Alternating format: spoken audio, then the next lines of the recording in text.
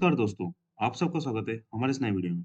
आज हम डिस्कस करेंगे सीईआरसी आईजीसी रेगुलेशन 2023 का चैप्टर 6 ऑपरेटिंग कोड का पार्ट 4। इसमें हम डिस्कस करेंगे post dispatch analysis, periodic reports, reactive power management और periodic testing of power elements. Again जो हमारा फॉर्मेट है वो क्वेश्चन आंसर फॉर्मेट में रहेगा। तो फर्स्ट है हमारा पोस्ट डिस्पैच एनालिसिस। क्या होता है? प्रोसेस होती है, हमारा जो पावर सिस्टम होता है, उसकी परफॉर्मेंस को एनालिसिस करने की आफ्टर द कोई भी एक मेजर अगर कोई डिस्टर्बेंस आया है पावर सिस्टम में या फिर ब्लैकआउट हुआ है उस टाइम पे तो।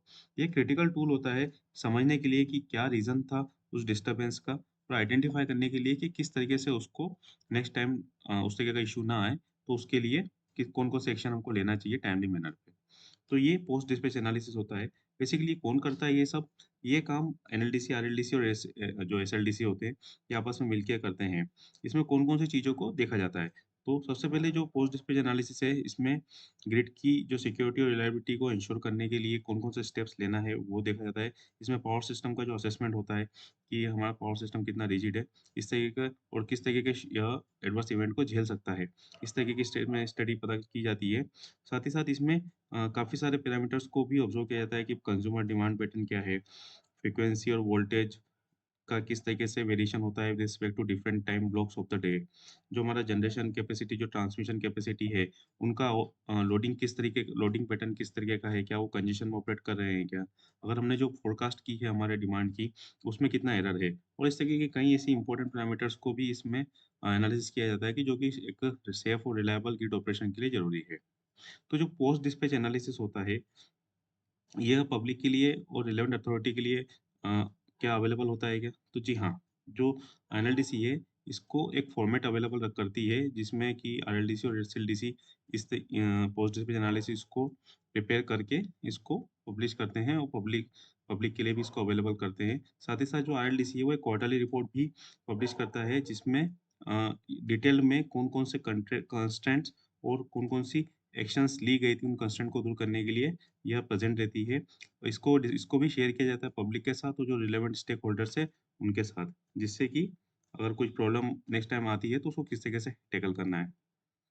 जो हमारी इवेंट रिपोर्टिंग होती है, उनका पर्पज़ क्या होता है? अब इवेंट का यहाँ पे मतलब क्या होता है कि इवेंट को हम यहाँ पे 2 तरीके से डिवाइड कर सकते हैं, ग्रिड डिस्टर्बेंस और ग्रिड इंसिडेंट। अब ग्रिड डिस्टर्बेंस का मतलब ये होता है कि यह इसकी इंटेंसिटी काफ़ी हाई होती है। जैसे कि मान लीजिए कोई बहुत बड़ा एरिया है, वो या फिर बहुत सारे मल्टीपल एरियाज़ हैं, उनमें ब्लैकआउट आ गया है या फिर उसमें बहुत बड़ा कोई वोल्टेज कोलैप्स हो गया है या फिर फ्रीक्वेंसी है वो उसमें बहुत ज़्यादा वेरिएशन है किसी बड़े एरिया में। और अगर हम ग्रिड इंसिडेंट की बात करें मतलब जीआई इसकी अगर हम बात करें तो यह थोड़ा-सा लेसर मैग्नीट्यूड का होता है। इसमें जो फ़ॉल्ट आते हैं वो लोकल फ़ॉल्ट्स हो सकते हैं, जैसे कि इक्विपमेंट फ़ॉल्ट हो सकता है, डिस्टर्बेंस या फिर उन इक्विपमेंट्स का डिस्टर्बेंस हो सकता है। तो इस तरीके से हम इवेंट्स को 2 तरीके से डिवाइड कर सकते हैं, जीडी मतलब ग्रिड डिस्टर्बेंस और जीआई मतलब ग्रेड इंसिडेंट। तो यहाँ पे जो इवेंट रिपोर्टिंग होती है इन जीडी या फिर जीआई की, वो क्यों ज़रूरी है और वो उसके लिए कौन रिस्पॉन्सिबल है? तो अगर इस तरीके का कोई भी इवेंट होता है, तो उस टाइम पे बहुत सारा डाटा रिक्वायर्ड होता है उस इवेंट को अंडरस्टैंड करने के लिए। तो ये सब डाटा जो प्रोवाइड करने का काम है एसएलडीसी करता है आरएलडीसी को। अब इस तरीके की इवेंट रिपोर्टिंग का पर्पज़ ये होता है कि उस इवेंट का कॉज़ क्या था और उसके क्या-क्या उसके इफ़ेक्ट ग्रिड पे पड़े हैं। मतलब ग्रिड पे कौन-कौन से उसके नेगेटिव इफ़ेक्ट पड़े हैं, इस चीज़ को अंडरस्टैंड करने के लिए इस तरीके की इवेंट रिपोर्टिंग की जाती है। अगर हम बात करें कि टाइमलाइन के बारे में, तो अगर कोई ऐसा इवेंट होता है, तो क्या टाइमलाइन होती है उस टाइम पे इवेंट रिपोर्टिंग की? तो यहाँ पे जो इवेंट रिपोर्टिंग है, उसको भी हम 4 मेजर रिपोर्ट्स में डिवाइड कर सकते हैं, जैसे कि फ्लैश रिपोर्ट फर्स्ट है, सेकंड है डिस्टर्बेंस रिकॉर्ड, थर्ड है स्टेशन इवेंट लॉग, फोर्थ है डिटेल्ड रिपोर्ट। तो फ्लैश रिपोर्ट क्या होता है कि इसको तो इमीडिएटली दिया जाता है विदिन दी फ्यू आवर्स या फिर सिंगल डे के अंदर। इसको तो इमीडिएटली देना होता है और इसमें ज़्यादा डिटेल नहीं रहती है, बस ब्रीफ होता है कि क्या इवेंट हुआ है और उसमें क्या एक्शन ली जा रही है।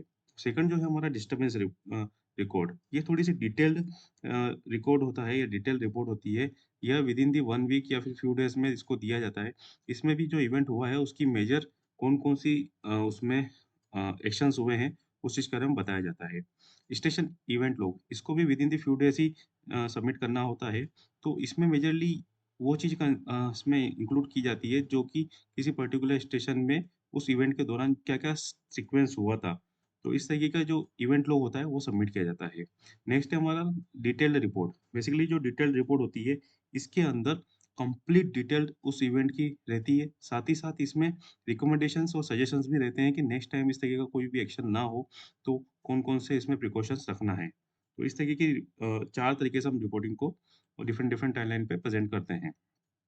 अगर कोई डिटेल रिपोर्ट सबमिट की जाती है, तो उसके बाद उसको किस तरीके से इम्प्लीमेंट किया जाता है। तो हमने जैसे डिस्कस किया था हमारे फर्स्ट लेक्चर में कि जो आरपीसी होता है, उसके अंदर 3 और सब कमिटीज़ होती है। तो जैसे कि फर्स्ट है उसमें ऑपरेशन कोऑर्डिनेशन सब कमिटी, सेकंड थी टेक्नीशियन कोऑर्डिनेशन कमिटी, थर्ड थी प्रोटेक्शन सब कमिटी। तो कोई भी अगर इस तरह का ग्रिड इवेंट होता है, तो उस टाइम पे जो प्रोटेक्शन सब कमिटी है, वो एक डिटेल्ड रिपोर्ट पब्लिश करती है और उसमें रिकमेंडेशंस भी रहती है। तो ये जो डिटेल्ड रिपोर्ट है, ये एनएलडीसी को सबमिट की जाती है और एनएलडीसी का काम ये रहता है कि जितने भी आरपीसीज़ रहेंगे, उन सब में इस इवेंट से रिलेटेड नॉलेज को शेयर करना, जिससे कि फ्यूचर में इस तरह का कोई इवेंट ना हो। अगर होता है, तो उसको किस तरीके से टाइमली मैनर में कंट्रोल किया जाए। नेक्स्ट है हमारा पीरियोडिक रिपोर्ट्स। जो पीरियोडिक रिपोर्ट्स फॉर्मेशन किया जाता है इन केस ऑफ इंटीग्रेटेड ग्रिड मतलब नेशनल ग्रिड में बेसिस पे, तो उसको कौन बेसिकली एनएलडीसी करता है। अब ये क्यों किया जाता है? सो एक सेम पर्पस हमारा जो पावर सिस्टम है उसकी परफॉर्मेंस को असेस करने के लिए किया जाता है।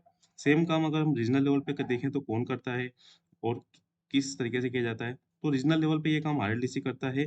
बेसिकली आरएलडीसी जो है वो जितने भी एसएलडीसी मतलब स्टेट लोड डिस्पैच सेंटर्स उसके रीजन के अंदर आते हैं उनसे, और जो भी कंज्यूमर्स सॉरी जो भी यूजर्स रहेंगे, वो उनसे डाटा कलेक्ट करता है, उनको कंपाइल करके मंथली और डेली रिपोर्ट बनाता है। तो जो जो क्वार्टरली रिपोर्ट एनएलडीसी पब्लिश करता है, उसका पर्पस क्या होता है और उसका प्राइमरी रिसिपिएंट कौन होता है? तो जो क्वार्टरली रिपोर्ट एनएलडीसी पब्लिश करता है, बेसिकली वो एक तरीके से ऑपरेशनल फीडबैक होता है, जो भी हमारी गिट की प्लानिंग और री-ऑप्टिमाइजेशन प्रोसेस की गई है उसके लिए। और इसका जो प्राइमरी रिसिपिएंट है, वो जो सीटीयू मतलब सेंट्रल ट्रांसमिशन यूटिलिटीज़ और सीईए, इनके लिए इसको बनाया जाता है। साथ ही साथ इसको पब्लिकली भी अवेलेबल किया जाता है या अवेलेबल रहता है एनएलडीसी की वेबसाइट के ऊपर। अब हम इस पीरियोडिक रिपोर्टिंग की बात करें, तो इसमें कौन-कौन से मेजर पैरामीटर्स को रिपोर्ट किया जाता है। तो अगर इसमें हम देख सकते हैं जैसे कि 11 की पैरामीटर्स को यहाँ पे रिपोर्ट किया जाता है। जैसे फर्स्ट है फ्रीक्वेंसी प्रोफाइल क्या रहा है through out the day with different demand. जो हमारा जनरेशन है, मतलब हम जैसे हमने बात किया था कि जो भी शेड्यूलिंग किया जाता है वो रिस्पेक्टिव कंट्रोल एरिया के अंदर किया जाता है। तो जो रिस्पेक्टिव कंट्रोल एरिया के अंदर है, उसको उस एरिया में कितना एसीई मतलब एरिया कंट्रोल एरर रहा है, कितना उस जनरेशन वहाँ पे डेविएशन हुआ है, तो इस तरीके का रिपोर्टिंग किया जाता है। हमारा जो डिमांड था, पीक टाइम पे, ऑफ पीक टाइम पे और through out the day average demand कितना था, उसमें से हमने कितना मीट किया, कितना नहीं मीट किया।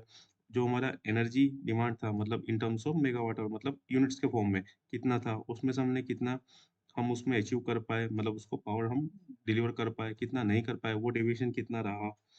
जो हमारा रिन्यूएबल एनर्जी को हमको अगर काटना पड़ा क्योंकि ग्रिड को स्टेबल करने के लिए हम कोल प्लांट्स को इमीडिएटली नहीं काट सकते क्योंकि रीज़न है कि उसको वापस स्टार्ट करने में बहुत टाइम लगता है। तो उस टाइम पे बेनिफिशियली ये रहता है कि हम रिन्यूएबल एनर्जी को कम कर दें जिससे कि ग्रिड में जो फ्रीक्वेंसी लेवल है वो ज़्यादा हाई ना जाए। तो कितनी बार ऐसे इंसिडेंट आए कि रिन्यूएबल एनर्जी को कर्टेल करना पड़ा। वोल्टेज प्रोफाइल क्या था? वो जो हमारे इम्पोर्टेंट सब स्टेशंस है वहाँ पे वोल्टेज प्रोफाइल क्या था? जिसको हम नोड्स भी बोलते हैं।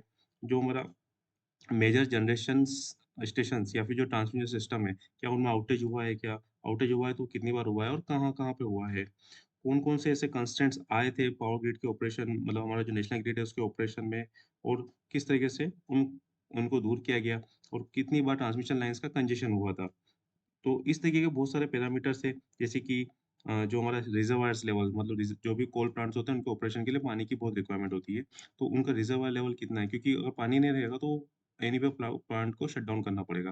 तो रिजर्वायर लेवल भी बहुत इंपॉर्टेंट होता है। साथ ही साथ हाइड्रो प्लांट्स के लिए भी कि उनमें कितना रिजर्वायर लेवल है, जिससे कि हाइड्रो एनर्जी को जनरेट किया जा सके और कई बार हाइड्रो जो है वो एज़ अ पीकर भी काम करते हैं क्योंकि सबसे fast ramping capability hydro plants की होती है। तो उसके लिए इम्पोर्टेंट है रिजर्वायर लेवल्स, तो रिजर्वायर लेवल कितना है? तो ये सब चीज़ें एंश्योर करती है कि हमारे ग्रिड में मतलब स्टेबल और रिलायबल ऑपरेशन हो पाएगा कि नहीं।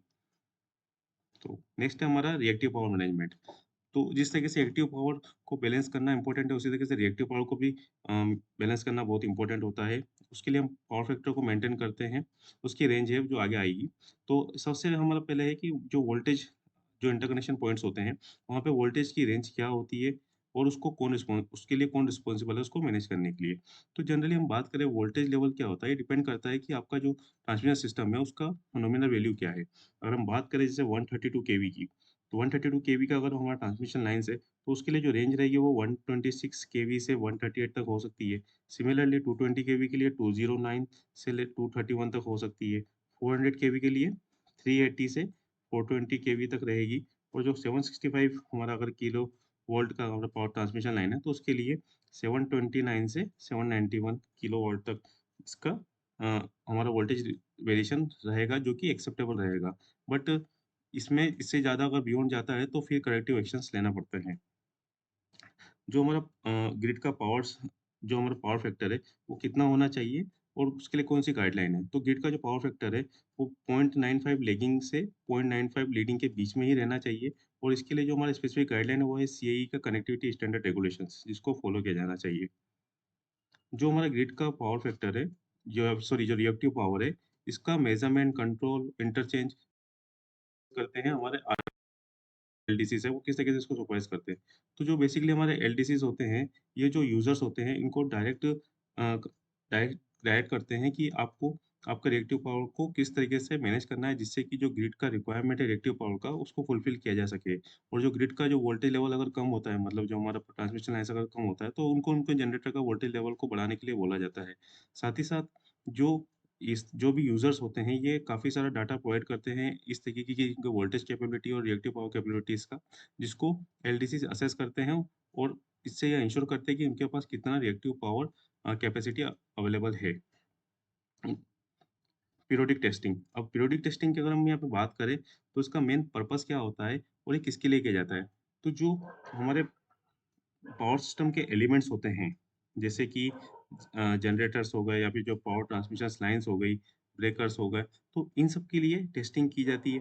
अब इन टेस्टिंग का पर्पस क्या होता है? तो टेस्टिंग इसलिए की जाती है, जिससे कि जो अब हमने जैसे हमारे लास्ट लेक्चर में डिस्कस किया था कि हमने की सिमुलेशन स्टडीज़ करते हैं, जिससे कि अगर कोई भी इवेंट कोई भी ग्रिड अगर इवेंट होता है, जिसमें ग्रिड में ब्लैकआउट या फिर कोई मेजर डिस्टर्बेंस वाला इवेंट होता है, तो उसको हम सिमुलेशन स्टडीज़ के थ्रू अ, समझने की कोशिश करते हैं कि किस तरीके से उसको दूर किया जा सकता है और हमारा पावर सिस्टम कितना रेडी है इस तरीके के इवेंट्स को झेलने के लिए।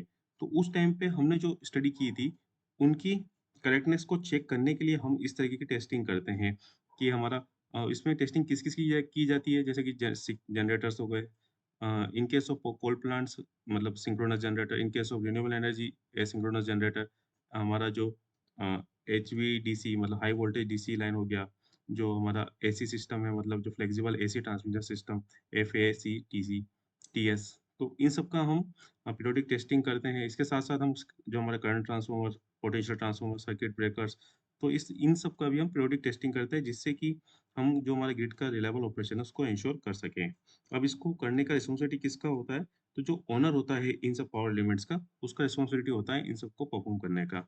इनका कुछ टाइम पीरियड है क्या? जी हाँ, वन्स इन अ 5 ईयर इस तरीके की इस तरीके की पीरियोडिक टेस्टिंग की जाती है, या फिर अगर कोई मेजर रेट्रोफिटिंग की जा रही है, उस टाइम पे भी इसको करना पड़ेगा, या फिर अगर कोई मान लीजिए कोई बड़ा ग्रिड इवेंट होता है, तो उस टाइम पे ऐसा ऑब्ज़र्व किया जाता है जो रिस्पेक्टिव हमारा एलडीसी है उसके द्वारा कि यार इस पर्टिकुलर पावर सिस्टम एलिमेंट ने उस टाइम पे ऑप्टिमाइज़ वे में बिहेव नहीं किया। तो उस टाइम पे भी उसका पीरियोडिक टेस्टिंग करके उसकी जो परफॉर्मेंस उसको असेस किया जा सकता है।